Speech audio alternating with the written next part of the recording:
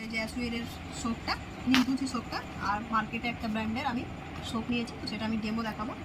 তো ধরলো আমরা সারাদিনে যে সমস্ত কাজ করি তারপরে আমাদের এরকমভাবে শরীরটা আমাদের কিন্তু নোংরা হয়ে যায়। তো আমি দেখুন দুটো জলকেই নোংরা করছি। তো এটা একটু দিতে হবে। কালারটা কম হচ্ছে।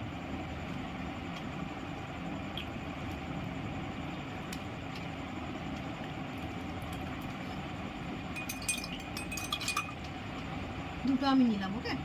এবারে আমি এই দিকেরটা মার্কেটের দেবো আর এই দিকেরটা আমাদের ভেস্টিজের দেবো। তো ভেস্টিজের সাবানটা আমি এখানে, এটা দেখুন কীভাবে উঠছে, ডেলা পাকিয়ে কিন্তু যাচ্ছে না।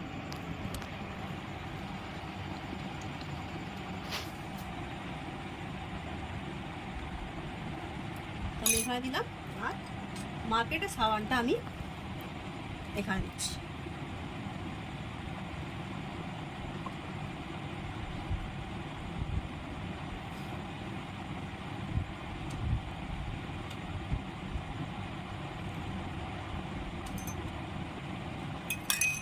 দুটোতেই পরিমাণ মতো দিলাম।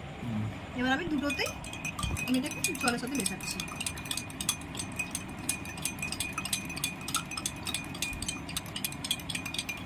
ডিফারেন্সটা দেখুন, এটা দেখুন আর ওটা কালার দেখুন। এটাকে আমি একটু উপরে তুলছি তাহলে বোঝা যাবে, দেখাচ্ছে। আর এটা কিন্তু গায়ে কিন্তু লেগে আছে, আর এটা কিন্তু পুরো ভুলে গেছে। এটা এখনো ইউলিশ হয়ে আছে, যদিও এতে অনেকটা পরিমাণে দিয়েছিলাম। এটা যদি আমি এতে দিয়ে দিই, এটা সমস্যা আরো সাদা হয়ে যাবে।